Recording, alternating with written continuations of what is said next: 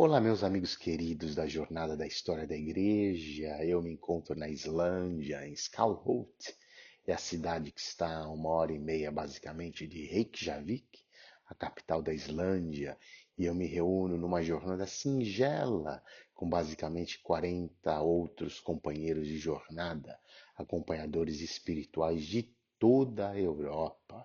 Gente de Malta, gente da Islândia, obviamente, gente do Reino Unido, Inglaterra, Irlanda, Escócia, gente da França, como eu, da Estônia, de tantos países. E o tema é Hear the Land Speak, ouça a natureza falar, ouça a terra falar. E isso tem tudo a ver com os pais do deserto, as disciplinas espirituais dos pais do deserto, e é a aula que nós estaremos estudando hoje, os pais do deserto e entrando nos monastérios europeus. Ora, você que viaja por Portugal, pela Inglaterra, pela Irlanda, pela Espanha, pela Itália, pela França, e você vê todos esses monastérios e você pergunta: qual é a origem? Como surgiram estes movimentos? Pois bem, na aula de hoje nós estaremos abordando os pais do deserto, que é basicamente a origem, o start, o início de todos esses movimentos que entraram pela Europa, chamados movimentos monásticos. E mais ainda, nós estaremos vendo como que a influência dos pais do deserto chegaram aos pais da igreja. É um capítulo interessante da história, os pais do deserto, porque nós conhecemos muito e falamos muito sobre os pais da igreja, Agostinho, Tomás de Aquino e tantos outros. No entanto, é um capítulo esquecido, os pais do deserto, porque, sobretudo, tem a ver com uma teologia do Oriente. E é o que eu gostaria de focar com vocês nesta aula. Isto posto, eu escrevi muita coisa no meu computador, por isso eu estarei olhando para você, estarei olhando também para o meu computador, todos os pontos que eu coloquei, porque eu não quero esquecer de nada, para que você aproveite tudo. E, em primeiro lugar, nós temos que começar pelo começo. Pois bem, qual que é a origem e por que que estes pais do deserto, eles foram para o deserto, sobretudo no momento da perseguição do Império Romano, e nós estamos falando do final do século III, início do século IV. Nós temos a perseguição, sobretudo, de Diocleciano, que fora uma perseguição absolutamente horrorosa, tremenda, e por isso que esses cristãos foram para o deserto. Na esteira do Império Romano, nós temos também a constantinização. Nós estaremos abordando tanto sobre este processo de politização da religião cristã através do imperador Constantino, que primeiro ele legalizou e depois Teodósios oficializou como religião cristã e oficial do Império Romano. Ora, foi um momento que muitos indivíduos decidiram ir para o deserto, pois eles não queriam comprometer a fé genuína e não queriam se vender aos caprichos do imperador Constantino. Basicamente, esses são os dois motivos que nós vemos este movimento monástico do deserto surgindo. Ora, pela perseguição, ora pelo fato de que eles não queriam ser relacionados e vistos como estes bispos oficializados, estes sacerdotes que estavam recebendo todos os benefícios do imperador Constantino.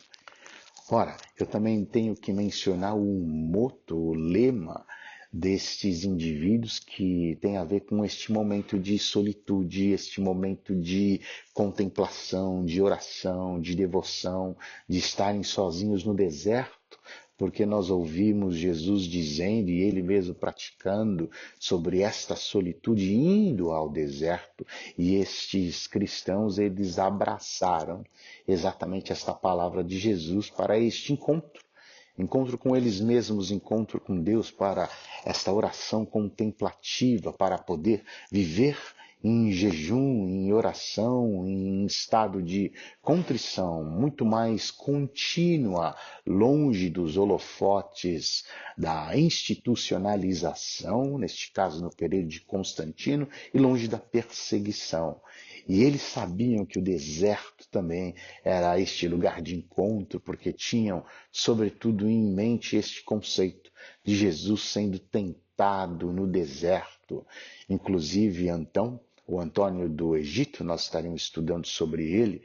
Neste momento, nesta primeira parte da aula, nós estaremos falando sobre Antônio do Egito. Ele dizia que o deserto, você ficava nele, no deserto, livre de ver, de escutar os burburinhos do mundo, da vida. No entanto, você ficava cara a cara com o teu coração e era impossível fugir dele.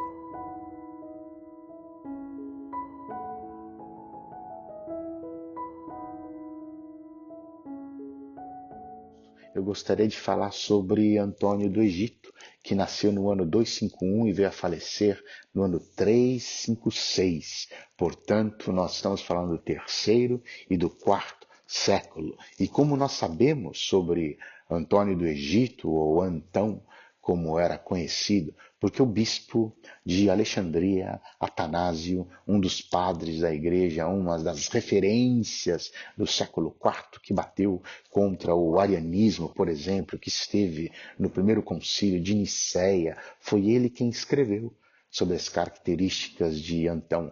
Foi ele quem escreveu sobre Antônio do Egito e a sua devoção. Foi ele quem escreveu sobre essas disciplinas espirituais e sobre a vida daquele que seria e se tornou o pai dos monges cristãos, o primeiro pai de todos os pais do deserto. Ora, é interessantíssimo perceber a história de Antônio do Egito, porque ele tem um background. Ele, com 20 anos de idade, ele herda a herança dos seus pais, de modo que ele tinha também uma irmã, e ele ouve uma mensagem que tinha a ver com a venda de tudo, de todos os bens, a entrega aos pobres e a dedicação total, completa e exclusiva a Deus.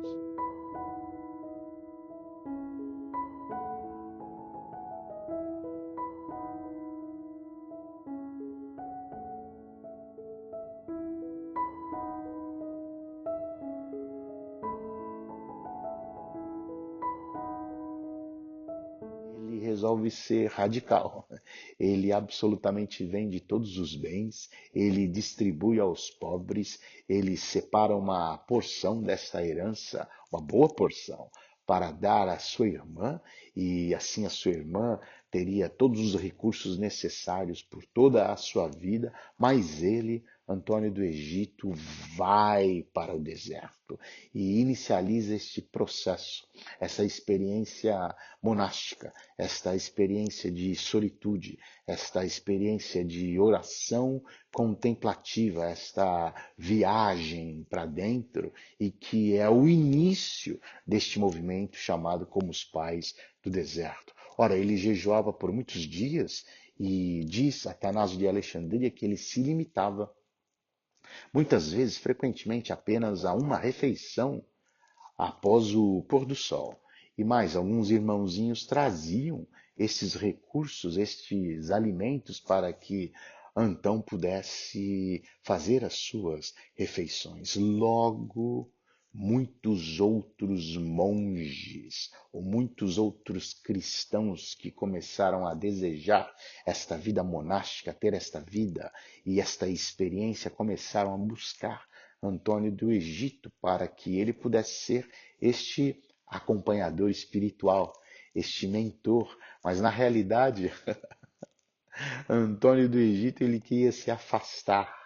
Ele tinha este desejo de viver a sua vida monástica na absolutamente solitude no deserto, mas quanto mais ele desejava esta vida, esta devoção, mais atraía a muitos e, portanto, ele viveu 18 anos esta vida monástica até que ele decidiu ter alguns discípulos. No entanto, não havia hierarquia, era simplesmente funcional.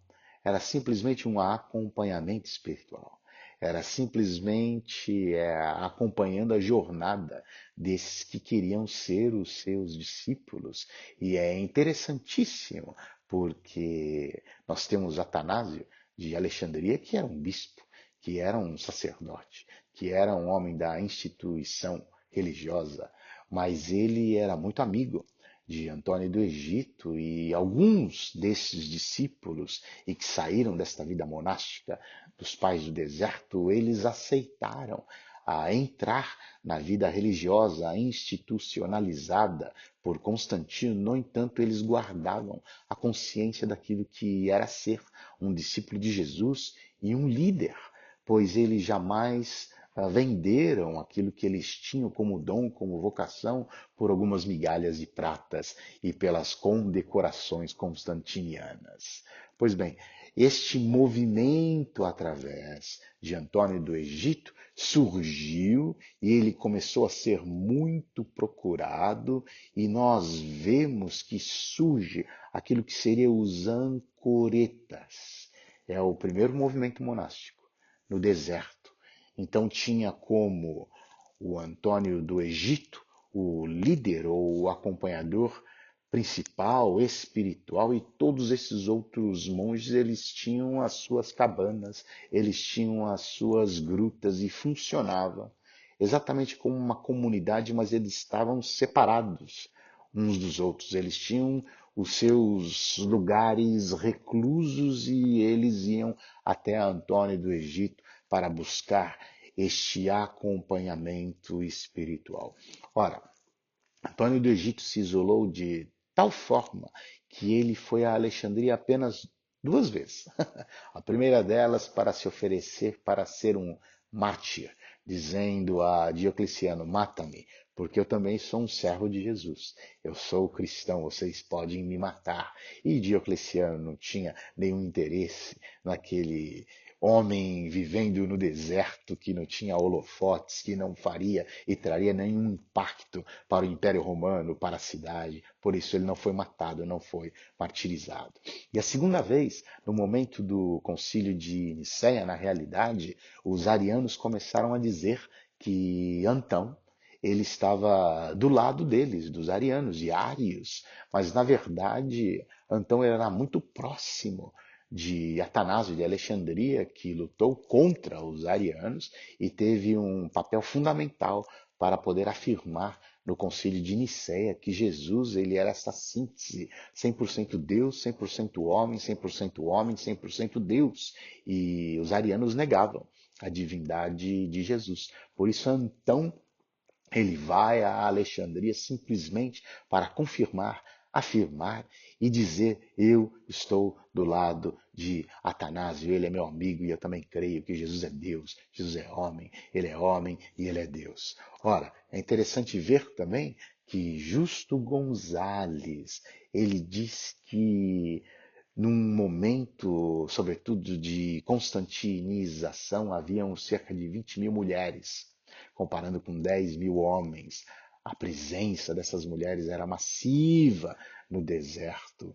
E é interessante também notar que é um exagero, é um eufemismo, mas Justo Gonzales diz que havia um comentário que neste período do Império Romano, com Constantino, com todo esse processo de oficialização da religião cristã, parecia que havia mais gente no deserto, mais cristãos no deserto, do que cristãos na cidade. Ora, e a pergunta que você me diz é, Fábio, estes ancoretas, estes ermitãos cristãos, é daí que vem a origem da palavra ermitão. Como era a vida deles? Eles memorizavam uma parte das escrituras, eles recitavam um salmo, eles oravam, eles trabalhavam na fabricação de alguma peça artesanal, sobretudo para trocar por pão e óleo e nada mais. Era uma vida simples, era uma vida entregue, sobretudo à oração, à devoção. Alguns tinham as suas próprias hortas, eles plantavam seus vegetais, a dieta basicamente eram vegetais, frutas, frutas secas, óleo, pão e água. Eles eram absolutamente vegetarianos, como a gente percebe nas descrições. Eles tinham uma roupa e um colchão, para dormir e era o que necessitavam. Basta. Era um desprendimento absoluto e total. E eles também tinham livros, obviamente. Era o que eles mais tinham. Eles carregavam os livros, as escrituras, e eles trocavam entre eles provérbios e palavras de sabedorias, vindas, sobretudo, desses monges mais experientes chamados ancoretas. Decoravam livros inteiros da Bíblia e, sobretudo, o Novo Testamento. Eu quero enfatizar mais uma vez que esta vida do deserto era absolutamente contra a hierarquização dos bispos que estavam em Roma e por todos os lugares da cristandade.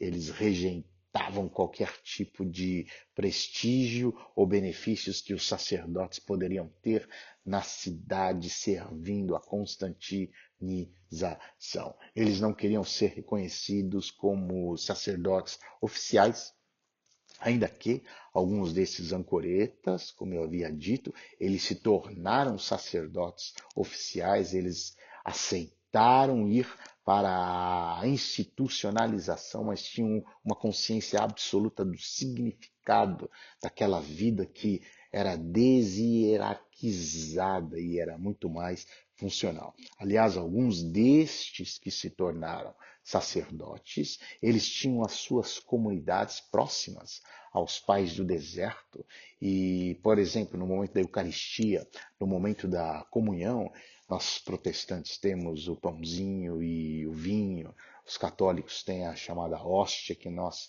sabemos. Ora, esses indivíduos que tinham as suas comunidades, no momento da comunhão, da Eucaristia, o que eles faziam? Eles faziam o ágape, a festa ágape, que nós sabemos que era assim no primeiro século entre os cristãos, no segundo século também. No livro de Coríntios nós percebemos como aquela comunidade, eles se reuniam para a festa, para ter uma refeição. Era assim o momento da Eucaristia, da comunhão, e por isso estes ancoretas abraçaram esta ideia da festa ágape, conquanto eles fossem também sacerdotes de uma comunidade. Pois bem, para terminar esta primeira parte, nós temos estes ancoretas que estão relacionados a um monge solitário, ao monge que queria ficar longe dos holofotes da sociedade, ao monge que queria ficar longe do marketing, da publicidade, e eles fugiam da perseguição romana, não aceitavam este sacerdócio oficial da religião cristã e eram, sobretudo, esses indivíduos entregue completa e totalmente, absolutamente, a devoção, o desprendimento de tudo aquilo que cercava as cidades. Uma das mulheres que eu tenho que mencionar, e ela viveu no século 13 e 14, é a Julian of Norwich, ou Julian de Norwich. Ela era uma ancoreta. Ela veio deste movimento, ou no mínimo tinha essas características que nós vemos e aprendemos através de Antônio do Egito, o Antão. Ora, este foi o início de tudo, porque gradativamente você vai perceber que esses movimentos eles começaram a crescer e se infiltrarem não só a disciplina, o modo de viver, mas também os próprios monastérios. Portanto, guarde esta primeira parte. Ela é imprescindível. Antônio do Egito, Antão, ele foi o pai de todos os pais do deserto. Ele foi o pai dos monges cristãos.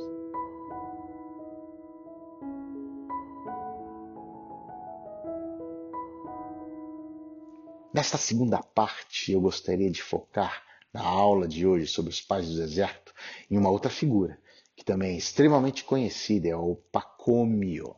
Pacômio é também considerado um pai do deserto. No entanto, se Antão, nós estamos falando sobre ele, há poucos minutos atrás, ele se esquivava e fugia das multidões e queria buscar esta solitude e esta reclusão, Pacômio desenvolveu um outro tipo de movimento. Ora, Ele continuava a focar na oração, na devoção, na solitude. No entanto, após ele ser treinado por um dos ancoretas, ele desenvolve uma comunidade. Os cenobitas, que no grego, na realidade, significa esta vida comunal. Portanto, é o início daquilo que nós vamos ver na Europa, chamando de monastério, de vida monástica, de vida comunal, em um lugar recluso. Você vai ver e vai perceber como nós estamos gradativamente crescendo, trazendo essas disciplinas espirituais de Antão, passando pelos cenobitas, ou primeiro pelos ancoretas, com Antão, agora com os cenobitas de Pacômio, esta vida comunal, e vai entrar e respingar na Europa e se espalhar por toda a Europa. Ora, Pacômio ele é geralmente reconhecido como o fundador deste monasticismo cenobita. Ele nasceu também no Egito, no ano 292. E ele nasceu de pais pagãos. E é interessante que nós, pesquisando e lendo sobre Pacômio, nós encontramos que na data da sua morte, outros 3.000 mosteiros ou monastérios já existiam em todo o Egito. Uma geração depois dele, nós encontramos o dado de 7.000 monastérios espalhados pela Palestina, pelos desertos da Judéia, da Capadócia, entrando pelo norte da África e, obviamente, por toda a Europa.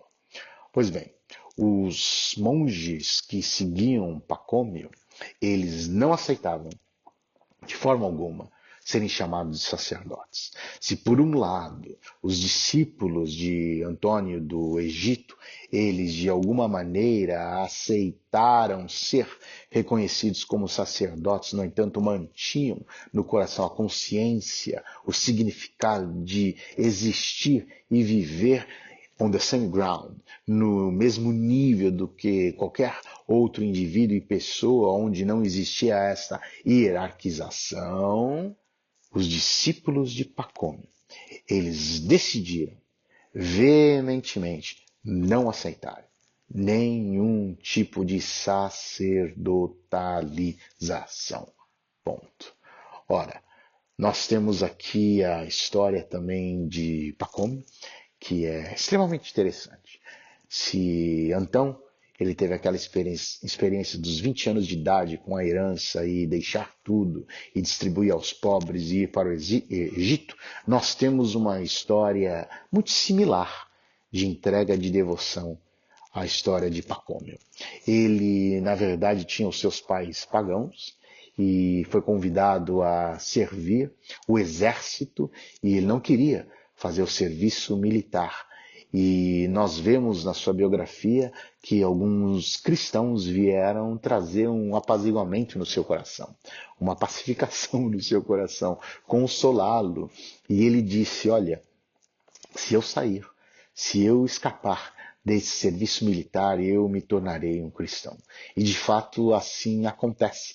Ele se torna cristão, porque ele consegue escapar do serviço militar e ele vai para o Egito.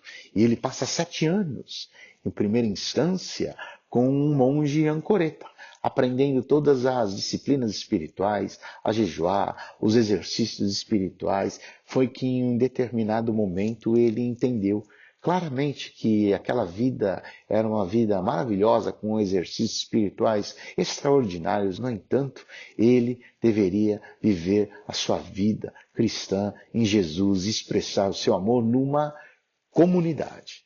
Ora, por isso que ele começa a desenvolver estes monastérios cenobitas, de modo que a sua irmã Maria também começa um movimento paralelo. Da mesma forma, cenobita, mas para as mulheres. E um dos temas e lemas principais desses cenobitas era o trabalho e a devoção. De modo que enquanto eles estavam trabalhando, eles estavam recitando salmos, eles estavam trabalhando, eles estavam meditando, eles estavam orando silenciosamente, eles estavam compartilhando aquilo que tinha a ver com as sabedorias dos salmos, dos provérbios, os livros do Novo Testamento. Eles estavam sempre recitando esses textos bíblicos dos profetas enquanto eles trabalhavam. Ora, o orai sem cessar era o pano de fundo, aquilo que Paulo nos instrui dizendo, orai sem cessar. Eles tinham absolutamente, constantemente na mente, como consciência de vida cristã. E vocês me perguntam, Fábio, como eles viviam? Isto dito, Pacômio estabeleceu uma dinâmica onde os monges eles produziam e vendiam nos mercados. E exatamente aquilo que eles produziam. E era necessário somente para comer. Eles produziam aquilo que era necessário para comer, para distribuir aos pobres e para entregar para algum viajante que porventura estivesse passando pelo deserto. E como esses monastérios eles funcionavam? Cada monastério tinha uma pessoa responsável e que respondia ao monastério de Pacômio, tanto os homens como as mulheres. E eu volto a repetir, não existia hierarquização, era uma questão funcional. Em comunidade respondiam cada um ao seu líder do monastério e o monastério respondia ao Pacômio, mas tudo existia de uma forma absolutamente funcional. Eles não queriam ter nenhum cargo, nenhuma função eclesiástica que pudesse fazer um maior do que o outro.